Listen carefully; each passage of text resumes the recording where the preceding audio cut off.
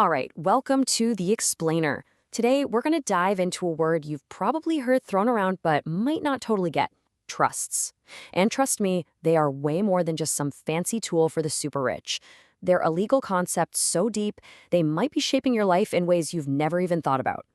See, this idea is working behind the scenes everywhere, from your home loan to your driver's license, and it's almost always invisible. Which brings us to the big question for today's explainer. What if the most powerful legal tool out there is also the one we understand the least? Okay, so let's start from square one. Before we get into all the really wild and controversial stuff, we have to get the basics down. So let's just ask the simple question. What is a trust, really? At its heart, a trust isn't really a thing. It's a relationship. It's a legal duty that's completely built on confidence. You have one person who hands over property to someone else, not for them to keep, but to manage it faithfully for a third person's benefit. It all comes down to that sense of duty and trust. You know, you can think of every trust like a little three-person play. First, you've got the settler. That's the person who creates the trust and puts the property or the assets on the stage. Then you have the trustee. Think of them as the manager, the person responsible for making sure everything runs smoothly.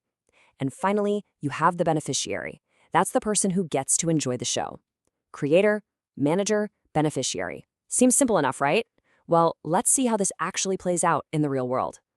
So now that we've got the textbook definition down, let's see if we can spot one in the wild. And it turns out this kind of abstract legal thing shows up in a place a whole lot of us are familiar with, homeownership. No, really. If you've ever bought a house in one of the many states that use it, you probably signed something called a deed of trust.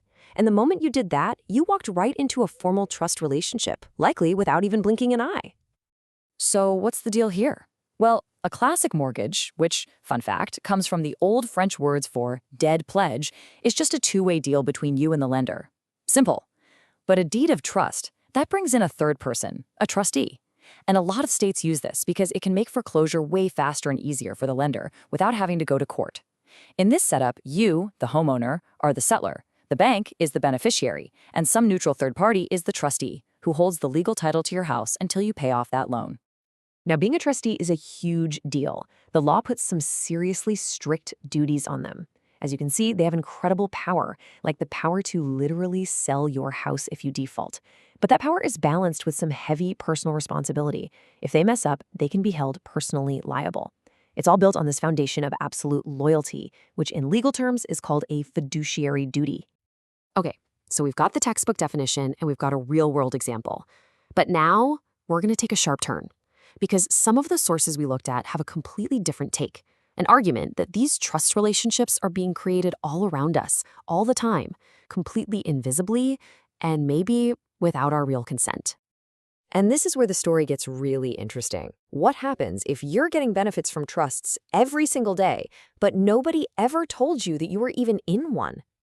This quote right here gets to the heart of a pretty wild but compelling theory. The argument from one of our sources goes something like this. You can't get a benefit without being a beneficiary. And here's the key part.